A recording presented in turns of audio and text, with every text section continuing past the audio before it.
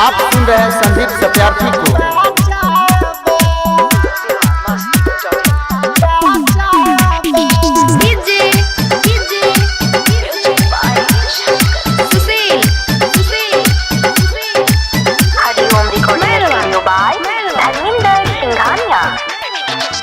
छोड़ी खेसारी के हम बड़ी पछतानी पूरा काचाबा छोड़ी खेसारी के हम बड़ी पछतानी पूरा काचाबा ए सखी कहाई से ए सखी कहीं से के बतिया बताई पवन भी बहुत चाहबा सखी कहीं से के बतिया बताई पवन भी बहुत चाहबा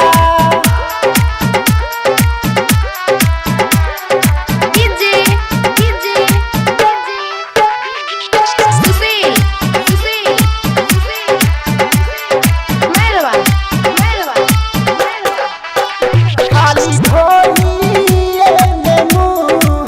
हमारा डालता सखी कहियो चला निसराता नहीं चलता सखी खाली ढोलिए में मुँह हमारा डालता सखी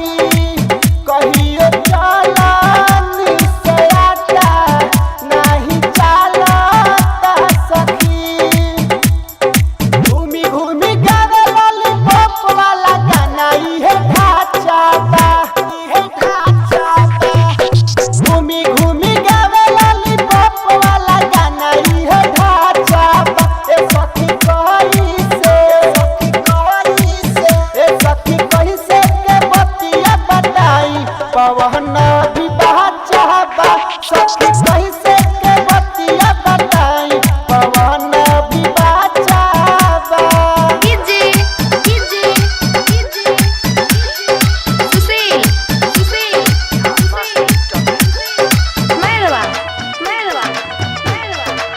के तनो राती में खियाई हमारी भाई टल के गोली कब बोले ना बेदर्दी कब खोले नहीं चोली के तनो राती में खियाई हमारी भाई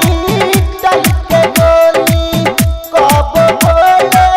ना बेदर्दी कब खोले नहीं चोली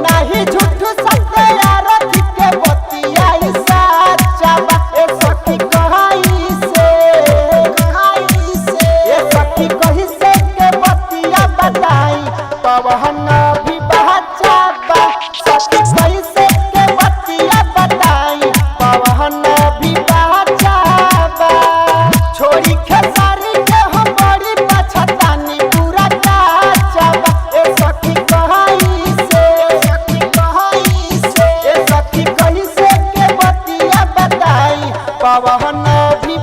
चाहबा सखी कैसे के बतिया बताई पवन भी